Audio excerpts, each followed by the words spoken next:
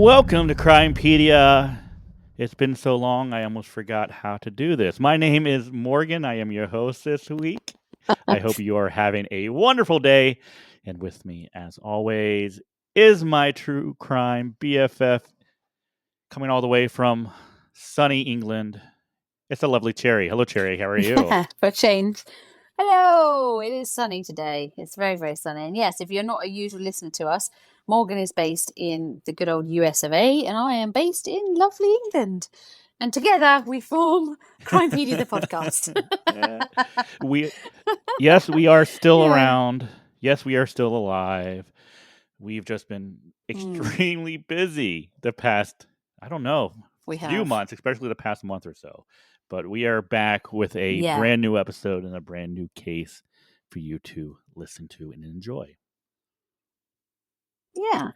Yeah, it's been a bit crazy. We've been there's a lot going on, and we've been very, very busy. So we do appreciate you guys for subscribing and staying with us to this. We've still got hardcore Crimepedia fans that were stuck with us through thick and thin, and we do appreciate every single one of you. So thank you so much. Now, good news is probably here soon. Our schedules are going to start getting a little lighter, and we're going to get back to normal. Yes, a bit easier. So expect to we'll be back to normal here very soon, I think. Yeah, things should be back to normal soon, so we can bring you the episodes you enjoy every other week. So yeah, it's good. It's all good, and I'm happy to be back. It feels like it's been such a long time. It has been a very, very long time. I'm sure that we have. I'm sure that we have some news or notes that we can give people that we can do at the end of the episode. But for now, Cherry, how about we jump right into this week's case? Let's go. In the small, tightly knit communities of Hawaii's Big Island, the Schweitzer brothers, Albert, Ian, and Shawn, once lived a seemingly idyllic life, overshadowed by their wrongful convictions for one of Hawaii's most notorious crimes, the 1991 rape and murder of 23-year-old Dana Ireland. This episode, we explore the brothers' journey from being wrongfully accused and imprisoned to their eventual exoneration, highlighting the flaws in the justice system and the cultural biases that influence their case. This is Crimepedia, and this is Wrongfully Accused, the Murder of Dana Ireland. Okay, Cherry. Dana Ireland was a bright, ambitious young woman with a passion for physical education and a love for the outdoors. Born and raised in Virginia, she had a close-knit family that included her parents, John and Louise, and her older sister, Sandra. Dana's vivacious spirit and compassionate nature endeared her to everyone she met, making her untimely death all the more tragic. After graduating from George Mason University with a degree in physical education, Dana decided to take a break before starting her career. Her sister Sandra, who lived in Hawaii, invited her to spend some time with her on the Big Island, offering Dana a chance to explore the island's natural beauty and enjoy a much-needed break. The Island sisters were incredibly close, and the prospects of spending the holidays together was something they both looked forward to with great anticipation. I must say, spending Christmas in Hawaii would have to be one of my top things I would want to do. It'd be absolutely amazing. I think it sounds pretty cool. I'd like to do like a Hawaiian Christmas, like, you know, the way that they do it, not just like take a normal Christmas and just have it there.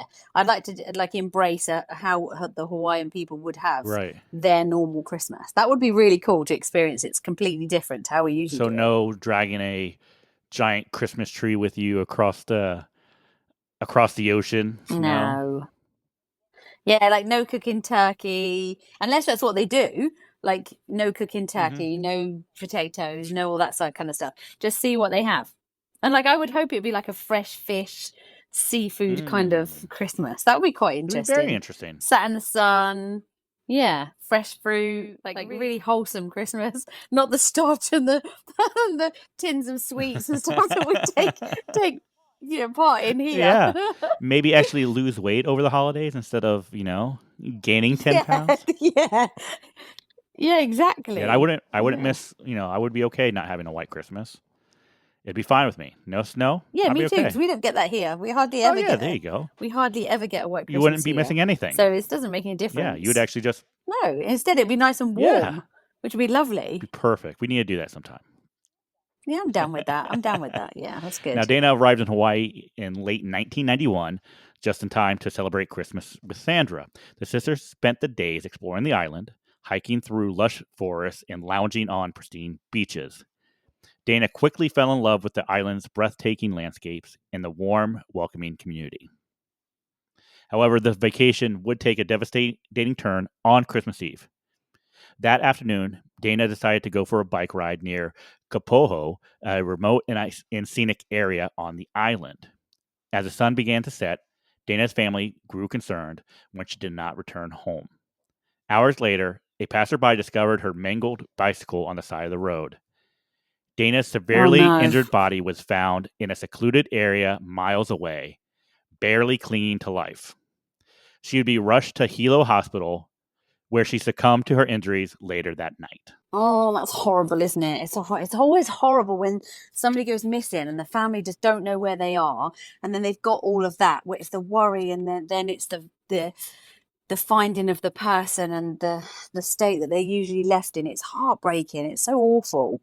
When the one thing that really stands out to me is that when they say that her bicycle was mangled, to me that almost sounds like she got hit by a car, right? She got hit by a car, and then instead of calling for help or trying to help her out, they're taking her body to hide it. Oh, that's awful. And how bad would you feel if you're her family? How bad would you feel that somebody hasn't tried to help instead of trying to help and get an ambulance, or they've been sneaky and like all sorts of things would be going through your mind. Was she alive when they left her? Was she Yeah. okay, or did they kill her outright? And did she, because I think most family members want to know how, did they die painlessly? Were they in pain? Were they calling out for me? That kind of stuff. It's Hmm. the kind of thing that just goes through your head as a human. And then to hear that, that's just callous and horrible. Yeah. But as we get so this is what I don't understand, right? So the bike's Mm, mangled, mm. she's taken away. It sounds like, it could have been simply an accident where someone hits her Yeah, and tries to hide the body, panics. tries to protect Yeah, themselves. Maybe they had been drinking and they're worried about, oh, yeah. now it's going to be fault. So instead of just being a tragic accident, now it's like, okay, I was doing something I shouldn't have been. Now I'm going to be charged with, manslaughter, whatever it This, might be. yeah, yeah. But as we're going to learn here in a second, I don't. It's there's more to this than just a simple accident. Okay. Okay, right, Now, okay. obviously, the death of Dana Island would shock the community and would garner widespread media attention. We would quickly learn that the nature of this actual crime Mm. was one where it was just a young, innocent woman who actually was brutally attacked and assaulted and left to die. Oh So it wasn't no. simply just a hit Yeah. and run. She was actually No. attacked. Oh, bless Obviously, her. the community with that point, there was this intense desire and demand for justice in this case. Mm. Now, the local police would be put under immense pressure by both the public as well as the media. They would launch an extensive investigation to find Dana's killer. But despite their efforts, the initial investigation yielded few substantial leads, and the case began to grow cold, leaving Dana's family and the community desperate for answers. Now let's kind of rewind a little bit and kind of go over what happened. So now the events of Christmas Eve of 1991 would mark the beginning of a long and arduous journey for the Ireland family and the Hawaii community. Dana's bike, intended as a peaceful escape into nature, ended in a brutal and senseless attack that left her fighting for her life. The immediate aftermath of the crime saw a fury of activity as police and emergency responders descended on the scene. Like we said earlier, Dana's bicycle was found mangled and abandoned on the side of the road. And this was obviously the first sign that something was terribly wrong. Nearby, the ground bore signs of a violent struggle, with bloodstains and broken branches indicating that Dana had fought fearlessly against her attacker. Oh no! The discovery of her body in a remote area, miles away from the initial crime scene, added to the mystery and the horror of the case. So obviously, this is something else is going on here. I mean, did it start out as an accident and then turn into an attack? Did someone see her and plan her and plan this out and purposely hit her? I don't know how else a bike becomes mangled besides running being it over. hit. Yeah. So did someone see her and decide, okay, I'm going to go and attack this girl, and decided the easiest way to get her off the bike was just to hit it and Just run to it hit over? it. I don't Yeah. know. It's very strange, isn't it? Yeah, definitely. So I don't know. It's very strange already. Now, the local police force, which was led by seasoned investigators, began their work with a sense of urgency. They would canvass the area, interviewing anyone who might have seen or heard something on the day of the attack. Flyers with Dana's pictures were distributed widely, and a tip line was established to gather any information that might lead to an arrest. Despite these efforts, the investigation faced significant challenges from the outset.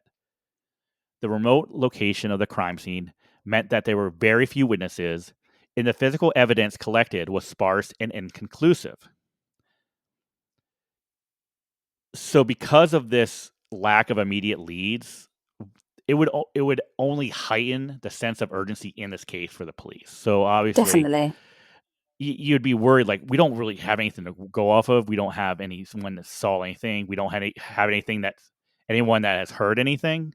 So obviously it would be very stressful for the police at this point. Oh, 100%. They've got like nothing to go on. They've got no Absolutely nothing. leads, nothing to tell them other than physically what's in front of them. They've got nothing. Mm-hmm. Yeah. That's really hard. I mean, I have not been to the Big Island. I have been to Hawaii. And like, if you know about these roads and how their community is set up, I mean, a lot of times they're very widespread. You have a lot of very small, tight knit communities. The islands are heavily forested, so yeah, I mean, it'd be very difficult in these sort of circumstances, to have eyewitnesses, to have, obvious evidence or things to collect. Besides, like, you have your bloodstains, you have broken branches, but that's not really going to tell you a whole lot. No, and also in tight-knit communities like that, they don't often like speaking to law enforcement. Exactly. So that's the other thing that they're facing, is it probably a whole white wall of just silence, because they're not the sort of communities that like to engage with law enforcement no matter what's happened. We find that a lot with the indigenous communities, don't we? In the cases that we've looked at, that they're not keen on speaking with authorities outside of their community. And so I would imagine, I may be wrong, but I would imagine that this may be a problem that they might face in small communities like this. Yeah. No, absolutely. Absolutely. Now, as the days turned into weeks, the initial momentum of the investigation began to wane. The media's relentless coverage of the case kept it in the public eye, but the lack of progress was frustrating for everyone involved.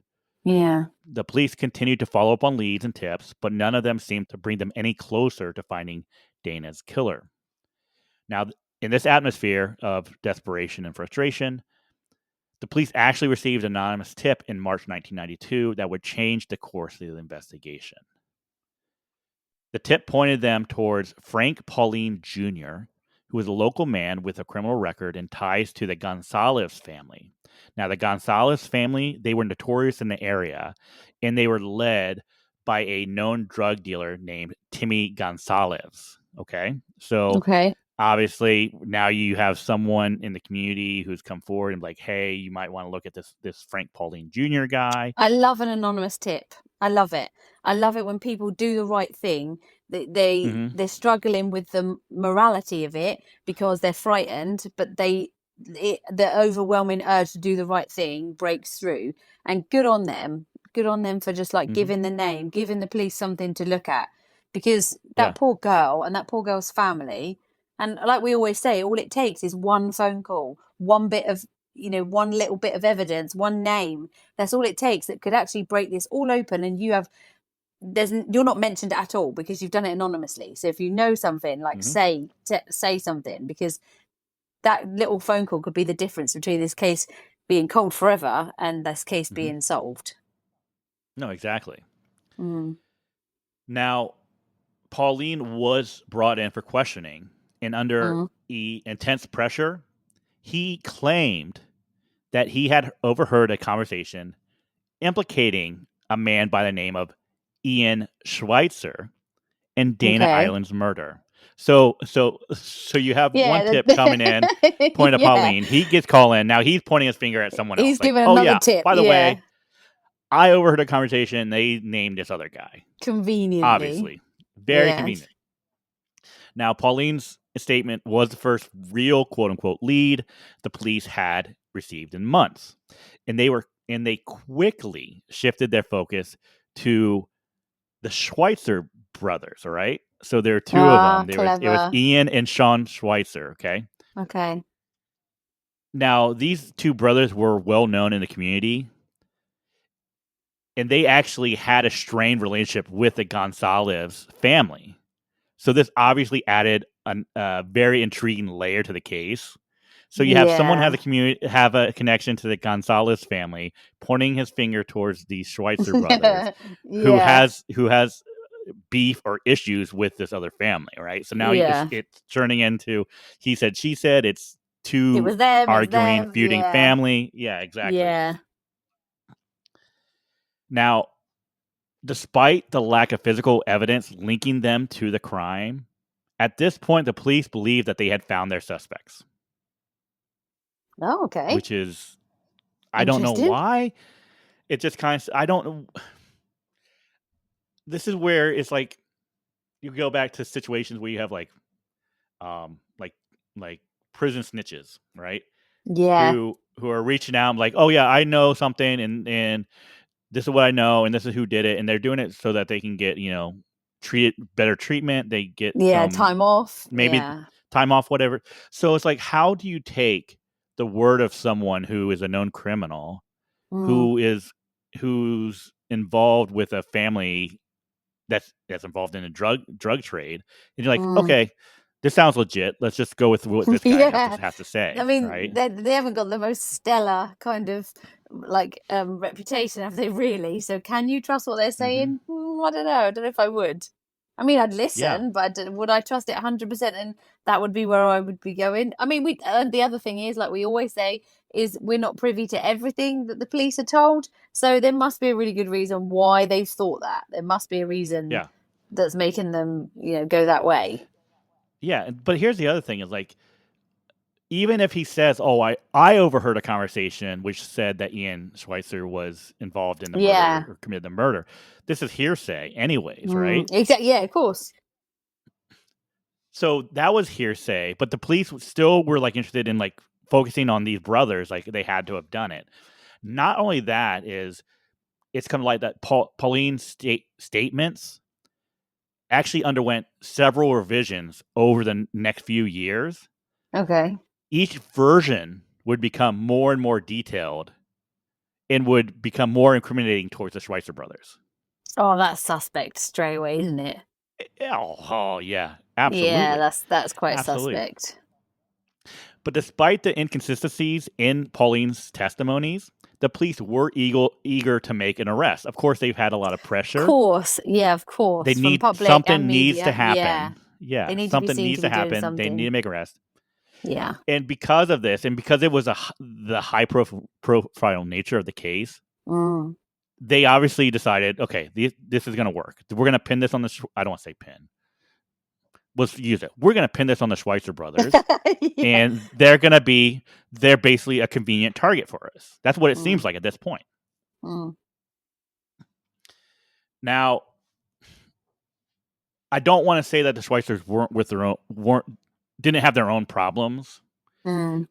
Because they were within the community, they were seen as local troublemakers, right? Yeah. But they were mostly involved in minor skirmishes and disputes with their neighbors, the Gonzalez, and so this kind of made them an easy scapegoat for this crime, right? Yeah. So a lot of people within the community knew of the brothers, and they didn't like them because they were kind of like they were hotheads, right? And they were seen as troublemakers. They caused commotion. They were disruptive, and so They're the I don't Brendan think a lot of Dassey and people. Stephen Avery's of the Yes, Hawaiian place. Yeah. yeah. Yeah. So I mean, it kind of seems like even if they weren't the ones involved, they didn't do this crime. It kind of seems No. like the community were like, okay, well, We'll get rid of them. Yeah. Yeah. yeah, it's Yeah. very strange Yeah. that you can do stuff like this, and you can kind of just Yeah. like, Yeah. it's is it, but is it justice? No, it's not justice at all. If you just kind of like just pick someone out of the community, like, well, we don't really like them, so let's just say they did it. Yeah. It's crazy. Now, both Ian and Shawn Schweitzer would be arrested and charged with Dana Ireland's murder. This is despite the fact that there was no physical evidence that linked them to this crime. So there's nothing that linked them to this That's crime at all. crazy. The police and the prosecutors would build their case solely on Pauline's testimonies, as well as reports of a damaged Volkswagen Beetle allegedly connected to the brothers. Okay, so Mm-hmm. so apparently there was information that indicated that a Volkswagen Beetle may have been involved in this crime, and the brothers were known to have a Volkswagen Beetle, so that's I kind of see. what Okay. linked it a little bit, right? Yeah. Yeah. Um, Now, there were also statements from various informants who were seeking leniency for their own offenses who came forward to point the finger at the Schweitzer brothers. Oh no. So Everyone's going terrible, in on the right? Schweitzer brothers. They're all at it. They're all like, yeah, yeah, It's yeah. He did it. terrible. They did it. Yeah. They did it. Give me some time off my Look, I mean, sentence, and I'll tell you they did it. yeah. Here, at this point, like even if the Schweitzer brothers did commit this crime or were involved in this crime, there's not enough to go forward No. with prosecuting. There's nothing to No. arrest them on. No So way. I mean, it's already an injustice that the Mm. police were just kind of like, okay, they were so eager, they were just going to make an arrest, and they were just going to. It's like they're fabricating evidence or Mm. statements to incriminate these two. Mm. Now, the prosecution's case, against the brothers, were obviously fraught with inconsistencies and weak evidence. Mm. Okay, going back to the testimonies, this was basically the key element of their case, right? Yeah. But we already know. Already know Pauline's testimony had changed multiple times over the years, and they were also going off an alleged sighting of a Volkswagen Beetle near the crime scene. You remember early when the case first happened, the investigations first started, no witnesses, right? No, no one. Now all of a sudden, there's an alleged sighting of a beetle in the area. Oof, okay. I don't think that's that credible, to be fair. Absolutely not. You couple that with these informants who are trying to Yeah. get their charges reduced, not looking good at all. It's not looking great, no. Now, despite these questionable sources, the prosecution constructed a narrative that portrayed the Schweitzers as local delinquents with a penchant for violence. Okay, so this is their story, that these two are troublemakers. They love violence. Doesn't matter who it is, they will fight and they will attack and they will assault anyone that comes across their way. Local bad boys. Mm-hmm. During the trial, prosecution would present Pauline as their star witness, despite his history of dishonesty and changing stories. While his testimonies were filled with inconsistencies, the prosecution decided to use them as a way to weave a compelling story of guilt. Philip, once again, physical evidence was scant.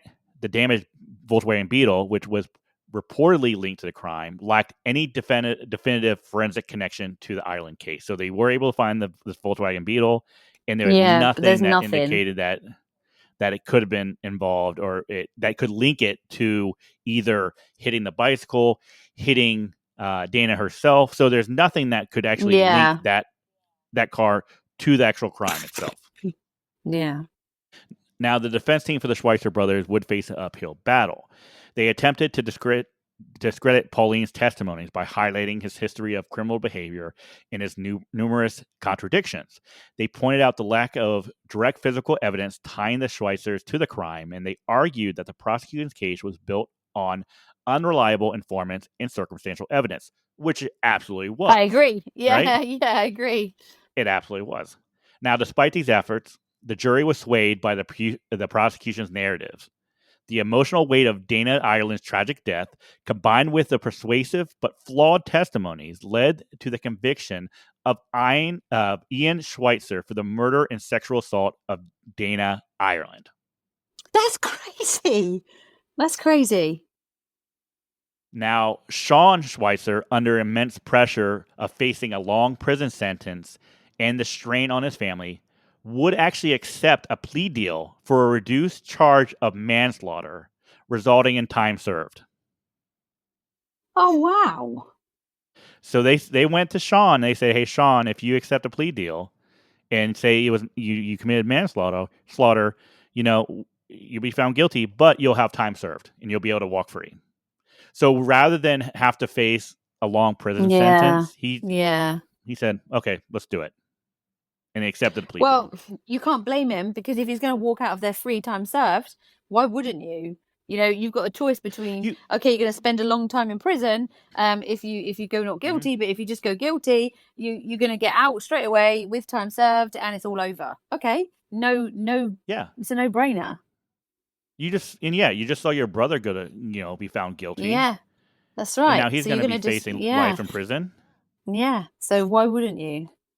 I can see why he did. I can see why. And honestly, the brothers were close. And if it was me and my brother in this situation, and I was found guilty, I'd be like, you know what, take the deal. I would tell him to take the deal. Yeah, I would too. I agree. I would too. I mean, once again, it's a tough situation, because what if they did commit this crime, but there's nothing that really points to their guilt. Unlikely, isn't it? It's unlikely. Yeah. Unless they're like, unless they're super forensically aware and have cleaned up all the evidence. I mean, it's very, very unlikely that they did this. They may be local wrong lads, but there's nothing linking them to this.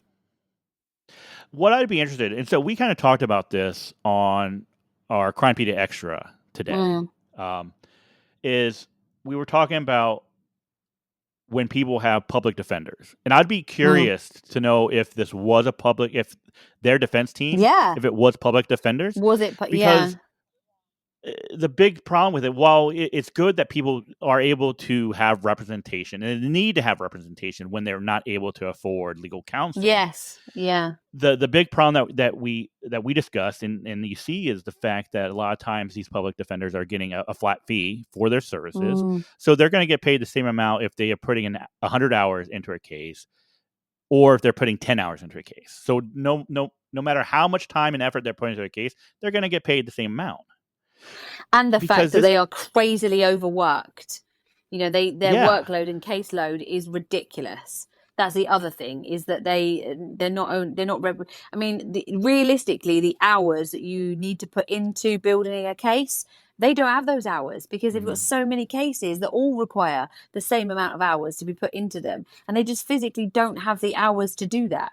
And that's, like we were saying in the Crimepedia Extra, that's so worrying and must be frustrating for them, because they're trying to do the best they can. They're in this job because that they are there to defend people and help people, and yet they're not getting the tools and they're not getting the time to do their job properly, because there's not enough public defenders. There's not. There just isn't. No. There isn't. Those guys are so overworked. It's ridiculous. And they could have, we don't know how many cases they have, on their dockets at one time. They could have just a single case. They could have 10 cases. They could have 20 cases, whatever it might be. Yeah. They're completely overworked. And so this is why I'm wondering, because it's like, I don't understand how their lawyers weren't able to prove reasonable doubt with the lack of evidence. Well, there's circumstantial evidence with the fact that the only people coming forward and the only witnesses that they're using are completely unreliable. They're all either in prison or they are involved in criminal activities. Yeah, so, they're not credible witnesses, are they, really? How can a jury sit there and go, oh, without a doubt, these two committed this crime? How can a jury do that in this case? No, I don't understand.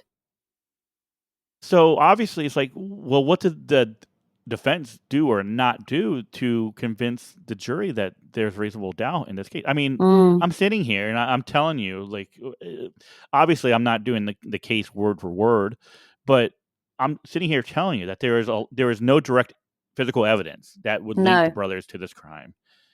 There's no reliable testimonies that would link these brothers to the crime. So how can a jury sit there and say, without a shadow of a doubt, a doubt, they committed this crime? You can't, can you? I don't know. No. I don't. I personally don't think so. I personally wouldn't be able to make that from the evidence that we've just. I mean, I'm sure there was a lot more in the court case, but from what we're reading and what we're seeing and the evidence is being given and the people that are giving the evidence, no, I don't think it's credible, and no, I don't think it's reliable. So no, I wouldn't.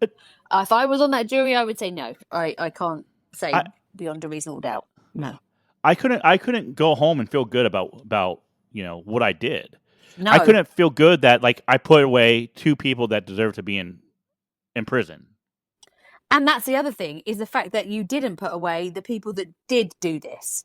Is you put away maybe innocent people, but at the same time you haven't caught the real people that did this. So they are still out there and they are still able to do it again. So it's not a case of just getting anyone for it. You want the people that did it. That's the whole point. So yeah, I agree. Absolutely. Now, Ian Schweitzer's life in federal prison was marked by routine and resilience. Every day began with the same early morning wake-up call, followed by a structured schedule designed to maintain order within the prison walls. For Ian, this regimented life was both a curse and a lifeline. The physical challenges of prison life were daunting. Ian spent countless hours in the yard, lifting weights and exercising to stay physically fit. This routine not only kept his body strong, but also helped him maintain a sense of purpose and control. Yeah. The physical exertion provided an outlet for his frustration and anger, allowing him to channel his energy into something positive. Now, despite the harsh realities of prison, Ian never lost sight of his innocence. He maintained a steady correspondence with his family, drawing strength from their unwavering support. Jerry and Linda Schweitzer, his parents, were tireless in their efforts to advocate for their son's release. Good. They reached out to legal experts, innocent organizations, and anyone who might help overturn Ian's wrongful conviction. Their dedication was a consistent source of hope for Ian, reminding him that he was not alone in his fight for justice. Now, inside prison, Ian formed a small circle of trusted friends. These relationships provided emotional support and camaraderie, helping him navigate the challenges of incarceration. Fellow inmates who believed in his innocence offered encouragement and solidarity, creating a semblance of a community within the prison walls, which is absolutely amazing, right? Yeah, I love that. So you have people in there that are in prison for whatever crimes they committed, who have more belief in you than the police, than a jury of peers, more belief in you than the community that you came from, which is, in a sense, I mean, it's good, it's great that he has it, but in a sense, it's really sad that the people that should be protecting you from things like this didn't have your back. Yeah. Exactly. It's really, really sad. Now, education and self improvement became an essential part of Ian's prison life. He would enroll in various courses ranging from vocational training to academic subjects, determined to use his time productively. These classes provided mental stimulation and a sense of accomplishment, enforcing his belief that he could rebuild his life once he was free. Now, spirituality also played a significant role in Ian's resilience. He found solace in prayer and meditation, drawing strength from his faith. Religious services and discussions with the prison chaplain offered moments of reflection and hope, helping Ian maintain a positive outlook despite his dire circumstances. Oh, Now, Shawn Schweitzer, although no longer incarcerated, faced a different set of challenges. The plea deal that resulted in his release came with a heavy burden of a criminal record and the stigma associated with it. of Shawn course, struggled to. Oh, absolutely. man. Shawn struggled to find employment, often being turned away due to his past. Mm. Societal judgment and isolation were difficult to bear, and he frequently found himself battling feelings of despair and frustration. So we got to remember that too, right? So yeah, Mm. while it's great that he didn't have to face any more jail time, that plea deal completely changed his life. It Oh, yeah, uprooted his life. He can't 100%. live a normal life from here on out No. because anytime he applies for a job and they do a background check, what's the Yeah. first thing that's going to pop up? Yeah, Manslaughter. exactly. Yeah. And rightly or wrongly, realistically, who's going to want to employ him with that on his, you know, Yeah, that on yeah. his history? Now, despite these challenges, Shawn remained close to his family. The Schweitzer's home became a sanctuary where he could escape the harsh judgments of the outside world. Family Mm. gatherings, shared meals, and moments of laughter provided much needed respite from a respite and reminder from what he was fighting for. Okay, Yeah. Yeah. um, so it was very important to him. Shawn also sought ways to contribute positively to his community. He volunteered at local organizations, offering his time and skills to help others. These acts of service were therapeutic, giving him a sense of purpose and helping to rebuild his tarnished reputation. Yeah. His It's volunteer work important. also allowed him to connect with people who saw beyond his criminal record, appreciating him for his dedication and kindness. So, I mean, I'm glad that he's got that that's a support. lot. Yeah, I'm Yeah, glad that he's got that. it's very important, and I think it's important for a lot of people who are coming out of incarceration to have support like that, right? Because it has to you have to almost feel like a sense of hopelessness, right? When you come out of prison and you can't get a job, you have the people that you were friends with before you went to prison may not be there for you anymore. Mm. They might be in prison themselves. They might not want to associate with you because of your criminal past. So And life you moves on, you know. Life it moves on for does. everybody else. Yeah. I mean, could you imagine like being in prison for 5, 10, 15 years, whatever it might be, and how much people have changed and how much the world has changed Yeah. since you've been in prison. And now Yeah. you're coming out into a world that's completely changed. The people that you knew in your 20s now are in their 30s, their 40s, whatever it might be, could have families, could be a completely different person. And like But we you've been in prison and you yeah. haven't been able to you may not been able to change the way that they have changed. Exactly. And like we talked about in Crimpedia Extra, funnily enough, that this all sort of tied in, that, you know, when you are incarcerated for a serious length of time, um, everything does change. And for you, when you come out, it's a whole new world again. But you always Mhm. do have that stigma behind you of what you've been incarcerated for.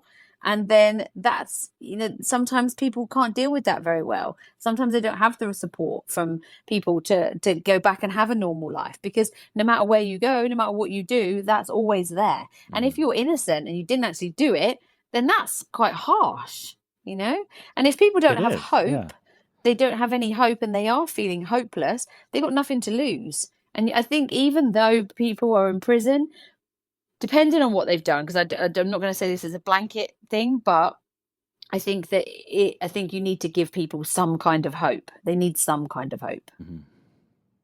Yeah. No, absolutely. Absolutely. Now, throughout the years, the bond between Ian and Shawn would remain unbroken. They did support each other through letters, phone calls, and the occasional prison visit. These interactions were lifelines, sustaining their spirits and reaffirming their commitment to proving their innocence. Mm. Obviously, the brothers' fight for their justice was far from over. Ian's family continued to work tirelessly to bring new evidence to light and challenge the flawed convictions. Their determination never wavered, driven by a belief that the truth would eventually prevail. As the years passed, this relentless pursuit of justice began to bear fruit, setting the stage for a dramatic turn of events that would change their lives forever. Now, Ken Lawson, a former defense attorney, would play a crucial role in reinvestigating the Schweitzer case through the Hawaii Innocence Project. Mm. Lawson and his team would re-examine all the evidence using modern forensic techniques, particularly DNA analysis, which had not been available during the original trial. The DNA evidence found at the crime scene did not match Ian Schweitzer or any other accused person in the case, casting significant doubt on the validity of the convictions. Right? So now we have DNA. Now they're Yeah. able to test DNA. Yeah. Now they're able to say this DNA does not match anyone who has been Yeah. viewed as a suspect, who who who could who could have been in this. Anyone that is known Mm. in really in the area, so and no criminal. So this is completely upends everything that police tried Yeah. to pin on Everything. the Schweitzer Yeah. brothers. Yeah. Right. Now, the team would also scrutinize the testimonies that had formed the crux of the prosecution's case. Frank Paulins Jr.'s inconsistent statements were thoroughly discredited, obviously, Mm-hmm. revealing a shaky foundation for the initial conviction. Yeah. Clearly. Furthermore, the Innocent Project highlighted the problematic nature of informant testimonies, exposing their ulterior motives for cooperating with the prosecution. Yeah. Obviously, we know Obviously. this. Yeah. We know this. So it's like, We're not why is even this? Why was qualified. this? We know this. I know. Why was this not a problem then? We know that Yeah. this is a huge issue. Yeah. Now, the legal process to overturn the convictions was arduous, right? The Innocent Project filed multiple appeals and motions, presenting their new findings to courts. This this persistence, combined with the unwavering support of the Schweitzer family, led to a series of court hearings where the new evidence would be examined. Now, the breakthrough came when the judicial system acknowledged that the new DNA evidence and the flawed testimonies leading to would lead to Ian Schweitzer's exoneration and release. Mm-hmm. Okay, And so so I'm this, rightly too. oh, absolutely. This Yeah. moment was a profound victory for the Innocence Project and the Schweitzer family, demonstrating the power of dedicated legal advocacy and modern forensic science in overturning wrongful convictions. Yeah. Now, in early 2023, Ian Schweitzer would be exonerated, which would mark the end of decades-long nightmare.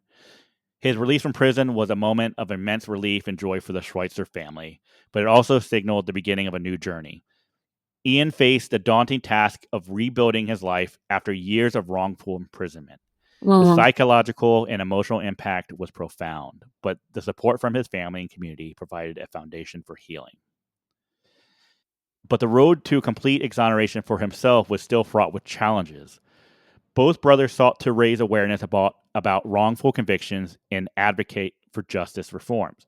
So, because of Shawn actually pleaded guilty. It's much harder to get exoneration when you plead guilty than when you're Yeah. found guilty by jury, right? So Yeah. he went and said, "Yeah, I'm guilty. I'm going to accept my punishment." So it's really hard to overturn that when Yeah. you are saying that you did it. You did Right? it. Yeah. Now, the broader implication of the Schweitzer case are very significant.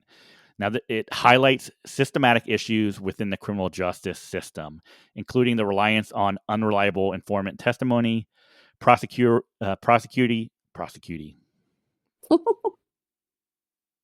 prosecutor misconduct, and the critical need for forensic advancements. Now, this case underscores the importance of organizations like the Innocence Projects in providing a pathway to justice for wrongfully convicted. No, just the whole thing with this, all I keep thinking about is, but the family now. I mean, great for these two guys that have been exonerated and have got a new lease of Mm-hmm. life. But then I just think about those family are going to have to go through this all over again because they've gone through all of this to get these two into court and into prison. And they hopefully that they, I mean, I don't know. I mean, they obviously believe that they had something to do with it. And then now they're finding out that actually it's a complete load of nonsense and these guys have been wrongly incarcerated. Everyone's celebrating them coming out. But actually, you've now got a family who have still lost their daughter in a horrific way and are still no closer Yep. to finding out the truth. It's Mm-hmm. awful.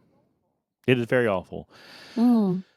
So, good news is in October 2023. So this was months after Ian was exonerated. Shawn himself would be exonerated in the Dana Ireland murder case. So Right. a circuit judge reversed his conviction, even though he did admit or take the plea deal, saying that he was guilty of manslaughter. Good. Well, okay, good. But yeah, so it's great for the Schweitzers. The Dana Ireland murderer is still out there. Yeah. And it's now, I think, because you painted yourself in this corner as a police, it's going to be very difficult to get this case solved, right? You're going to need to have very significant evidence that points to a specific person, right? Yeah. Because Yeah. now, even if you find someone and you're like, this person is the person who killed Dana Ireland, Yeah. because you've already put two innocent men in prison or for this crime. Now the defense team's going to be able to use this to say, well, how do we know that you're not just doing the same thing to this new person? Yeah, I agree. It's very difficult. Very, very hard. Yeah, so we have, I mean, so the Schweitzer families, they got justice after years and years Good. of hardship. But now, what happened to Dana Ireland? Still. It's a tragedy. It's a tragedy to what happened to her. It's a tragedy to what happened to Schweitzers. The whole thing's a mess. Yeah. So, but we still need justice for the Ireland family because Dana didn't deserve to be attacked, to be killed, to be murdered, to be ripped from her family. No, she didn't, and it's. I hope that they can. I hope that they can get more evidence, and I hope that they can solve it because that's brutal for her family. It's horrible. It is absolutely horrible, right? You're going there to spend holiday with the sister, and that's it. Next thing you know, that's it. It's Your terrible. world's just changed. Yeah, it's horrible. Yeah, it is. It's very bad. So that is this week's episode. Thank you for that. It was really interesting, and I hope they do. I hope they do get justice for her. Okay, so usually at the end of especially with a case like this where it's so frustrating and it's, you come out of it afterwards thinking, oh, I just wish for some some kind of news for the family. We like to cheer things up a little bit at the end of our show with something that we like to call Dumb Criminal. Hey, criminal, use a dummy. That was the perfect intro to this one. So this I found this on the internet the other week, and it's a Kentucky man was arrested after passing out. A guy called David Ratliff is 43, and he passed out behind the wheel of his car. Okay, in the parking lot of a video store of a on the US route 421 in Manchester. Okay, which is about 100 miles south of Lexington, if you know that area. So the police arrived at the scene and asked him for his ID. So when he was pulling out his ID to give the police, he also whipped out a bag of meth, some pills, and a large sum of US currency. Okay, so this was Clay County Sheriff's Office, and they've actually got a Yeah. picture of like like when the police lay out all the stuff that they find. So they've actually got a picture Yeah. of it all laid out, right? So in handing over this to the police, he handed over 9 grams of meth. Right, he handed Okay. over Yeah. several fentanyl pills and $3,034 in cash. Oh Okay, my God. so he was Yeah. arrested on charges of trafficking a controlled substance and also public intoxication, and was taken to Oh, Clay County Detention Center. So what an idiot! He's pulled over. He's obviously off his face anyway, in charge of a right. vehicle. And then not only that is that when he's arrested and the police ask him for his ID, he hands He over drugs, pulled out drug everything. Oh my money, God. and everything else. Like, what an idiot! It's so nice when they just make it easy, right? Like, oh, here you go. Yeah, exactly. Like, no, I'm absolutely not intoxicated, officer. Oh, whoops! Here's my meth. Here's my fentanyl pills, and here's $3,000 in cash. Okay, well, idiot, but so much fun. So To yes, he was obviously detained. to be honest, when you said whip it out, I was worried. Where are you going with this? I'm like, oh, okay. Well, no, there was no indecent exposure in this Dumb Criminal episode. I'm quite surprised though, because he was Oh, so off his face. I'm surprised that nothing else did occur, to be fair. But no, just a little bit of drugs and quite a lot of yeah. money. Here you go, sir. Yeah, hand it over. Nothing to Well see done. here. No. That's Okay, so future amazing. Yeah. criminals, put your ID in the other pocket. Don't put it all in together, and you might just get away Or with it. or wait until you get home before you start using and passing out, people. Yeah, I it's mean, not that clever might to be pass that out may in your be car. no. That's not a good idea. But obviously, the moral of the story is you're going to get caught, and he did, and that was great. So another one off the road and in the jail cell. So Amazing. Good yeah, job. I love that. That was a good one. So yeah, so thank you very much for listening to us today. It was nice to be back with you all, and we'll be back with another episode. Next one will be my episode, and we'll bring that to you very shortly. So for now, be nice. And bye.